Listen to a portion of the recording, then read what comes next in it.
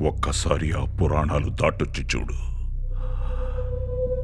అవసరాల కోసం దారులు తొక్కే పాత్రలు తప్ప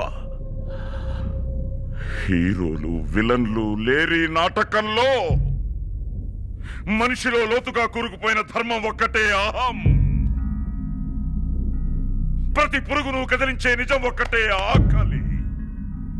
తప్పించే ఆత్మనల్లా శాసించే శక్తి ఒక్కటే ఆశ. ఆశ ముసిరినప్పుడు ఆలోచన మసకబారుతుంది. నీతి నిజాయితీలు కొలిమిలో కొవ్వొత్తులా కరిగిపోతాయి. ఆ రోజు, ఆ క్షణం నా స్వాధీనంలో లేకుండా చేసిన తప్పు కోసం జీవితం అంతా లెక్క చెల్లిస్తూనే ఉన్నారు.